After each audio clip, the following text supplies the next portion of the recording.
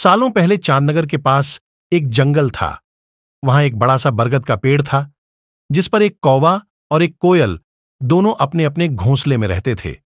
एक रात उस जंगल में तेज आंधी चलने लगी। देखते ही देखते बारिश शुरू हो गई।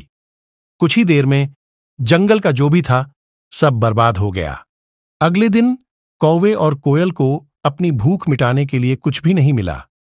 तभी कोयल ने कौवे से कहा, हम इतने प्यार से इस जंगल में रहते हैं, लेकिन अब हमारे पास खाने के लिए कुछ नहीं है।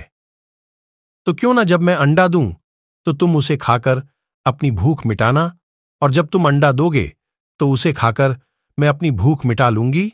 कौवे ने कोयल की बात पर सहमति जताई। संयोग से सबसे पहले कौवे ने अंडा दिया और कोयल ने उसे खाकर अपनी भूख मिटा ली। फिर कोयल ने अंडा दिया। कौवा जैसे ही कोयल का अंडा खाने लगा तो कोयल ने उसे रोक दिया। कोयल ने कहा, तुम्हारी चोंच साफ नहीं है, तुम इसे धोकर आओ, फिर अंडा खाना। भागकर कौवा नदी के किनारे गया। उसने नदी से कहा, तुम मुझे पानी दो, मैं अपनी चोंच धोकर कोयल का अंडा खाऊंगा। नदी बोली, ठीक है, पानी के लिए तुम एक बर्तन लेकर आओ। अब कौवा जल्दी से कुम्हार के पास पहुंचा। उसने कुम्हार से कहा, मुझे घड़ा दे दो, उसमें मैं पानी भरकर अपनी चोंच धोऊंगा और फिर कोयल का अंडा खाऊंगा।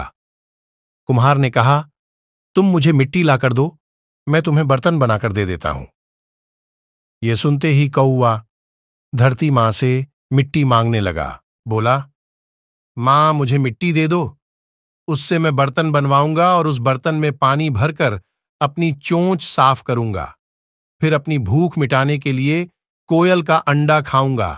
धरती मां बोली, मैं मिट्टी दे दूंगी, लेकिन तुम्हें खुरपी लानी होगी, उसी से खोदकर मिट्टी निकलेगी। दौड़ते हुए कौवा लोहार के पास पहुंचा।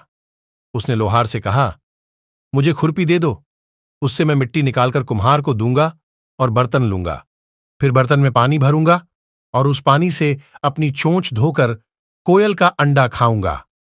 लोहार ने गर्म गर्म खुरपी कौवे को दे दी। जैसे ही कौवे ने उसे पकड़ा, उसकी चोंच जल गई और कौवा तड़पते हुए मर गया। इस तरह चतुराई से कोयल ने अपने अंडे कौवे से बचा लिए। कहानी से सीख, कौवे और कोयल की कहानी यह सीख देती है कि दूसरों पर आंख बंद करके भरोसा नहीं करना चाहिए। इससे नुकसान खुद का ही होता है।